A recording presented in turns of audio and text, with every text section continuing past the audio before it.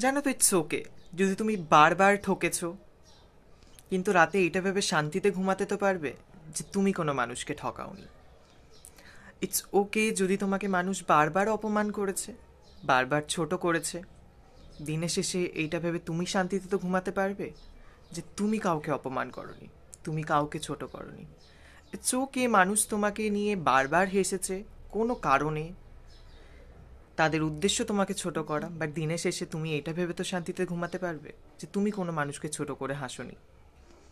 It's okay যদি তুমি মোটা, কালো, রোগা, বেটে, ইট ডাজন্ট ম্যাটার, কিন্তু তবুও মানুষ এটাকে নিয়ে কটাক্ষ করেছে, কিন্তু রাতে তুমি এইটা ভেবে তো ঘুমাতে পারবে যে তুমি কোনো মানুষকে নিয়ে এরকম করনি।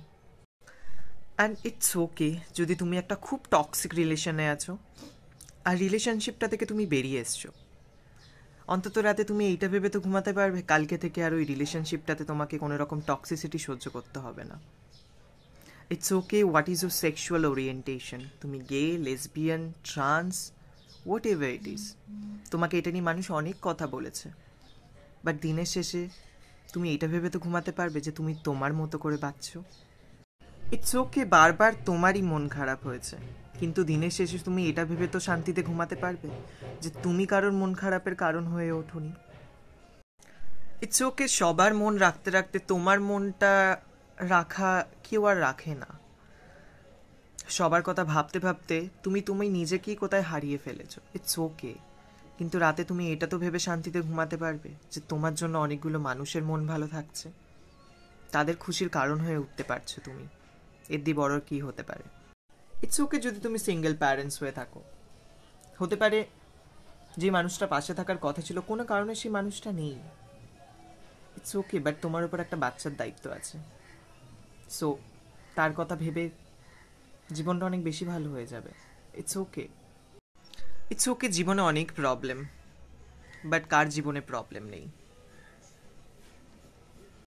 ইটস ওকে বয়সটা তোমার অনেক হয়ে গেছে কিন্তু এখনো বিয়ে হচ্ছে না, যারা বিয়ের কথা তোমাকে বলছে তাদেরকে এটা বলে দিও যে সঠিক সময় আসলে সব হয়ে যাবে, তাড়াহুড়োতে কোনো সিদ্ধান্তই ভালো হয় না। ইটস ওকে যদি কখনো তুমি কোনো মানুষের সাথে বসেছো এবং তুমি তোমার পুরো লাইফ স্টোরিটা ওপেন একটা খোলা বইয়ের মতো তার সামনে প্রেজেন্ট করেছো, এতে তোমার কোনো দোষ নেই, সামনে যেই মানুষটা বসে আছে তার দোষ। সে যদি গিয়ে সেই বইটা সবার সামনে অন্য মানুষদের কাছে খুলে ধরে, এতে তোমার কোনো দোষ নেই। তুমি রাত্রে এইটা ভেবে তো শান্তিতে ঘুমাতে পারবে যে তুমি রিভেঞ্জ নেওয়ার জন্য তার সব গোপন তথ্যগুলো অন্য কারোর কাছে খুলে ধরোনি। ইটস ওকে মানুষ বারবার তোমার ক্যারেক্টার অ্যাসিনেট করেছে, তোমার ক্যারেক্টার নিয়ে নোংরা কথা বলেছে, বাট দিনের শেষে তুমি তো এটা ভেবে শান্তিতে ঘুমাতে পারবে যে তুমি কারো ক্যারেক্টারে আঙুল তুলে কথা বলোনি, তুমি কারো ক্যারেক্টার অ্যাসিনেট করোনি। ইটস ওকে তোমার বারবার রিলেশনের মধ্যে টেকে না তোমার রিলেশন, মানে যেই আসে সেই তোমায় ঠকিয়ে চলে যাচ্ছে, কিন্তু নতুন যে আবার আসে তুমি তাকে সমানভাবে আবার ভালোবাসছো কিন্তু আবার সেম হচ্ছে, এতে তোমার কোনো দোষ নেই। যে মানুষগুলো আসছে সেই মানুষগুলো তোমার মূল্য বোঝে না, সো এইটা ভেবে মন খারাপ করো না, রিলেশন টেকে না, এতে তোমার কোনো দোষ নেই।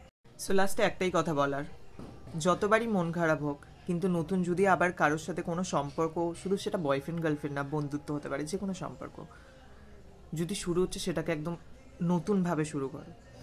কে ঠকিয়েছে তার কথা ভেবে তুমি নতুন সম্পর্কের মধ্যে পুরো এফর্ট দিচ্ছ না, যে আসছে তারও তো একটা সুযোগ পাওয়া দরকার, রাইট? তাকে সুযোগ দাও, দেখবে জীবন অনেক ভালো হয়ে যাবে।